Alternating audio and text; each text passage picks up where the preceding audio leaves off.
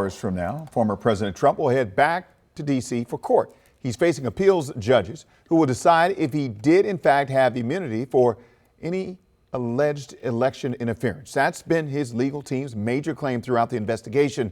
So their decision could change the course of these cases. Jess Arnold joins us now live at the courthouse. And Jess, Trump's appearance will undoubtedly affect our morning commute.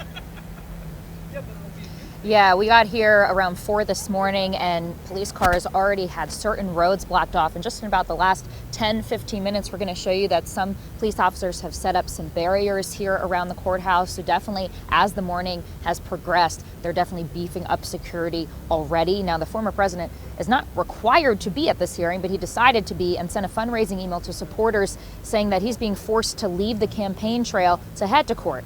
Almost 3 years to the day, he is back near the scene of the alleged crime. We're talking about the January 6th insurrection, of course.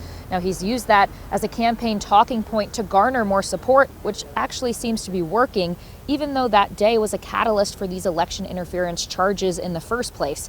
Now, the Iowa caucuses, where his support will be put to the test, are less than a week away. Right now, Trump is the frontrunner. When it comes to today's case, the former president is facing 3 appeals court judges after a lower court ruled that he is not absolutely immune from prosecution. Remember, his team says the special counsel doesn't have a legal leg to stand on in these election interference charges because he had presidential immunity. Now, the judges won't decide today, but the case is on an expedited schedule, so we could hear soon. And whoever loses will likely immediately appeal to the Supreme Court regardless. Now, we're going to be here outside of the courthouse throughout the morning. My colleague Eric Flack is going to join us and head inside of the court to give you some updates on what he's hearing inside of there. But of course, as you're heading out the door this morning, I'm sure your top priority is your commute and what closures you might be facing. So Lindsay, I want to send it to you for more details on that.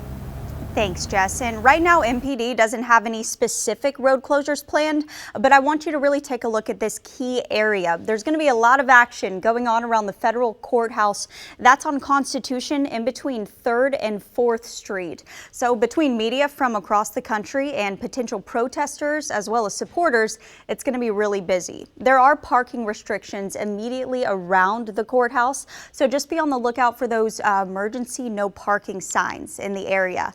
And on the way home, just looking through the possibilities here, we could see some delays if Trump is making his way to Dulles. Those will be temporary rolling roadblocks on 395, 66, and maybe even Dulles Toll Road. If he's heading towards Reagan, that's going to directly impact 395 and either Richmond Highway or GW Parkway. So plan ahead, of course, with all of that weather we're going to have moving through later on this afternoon as well. Al?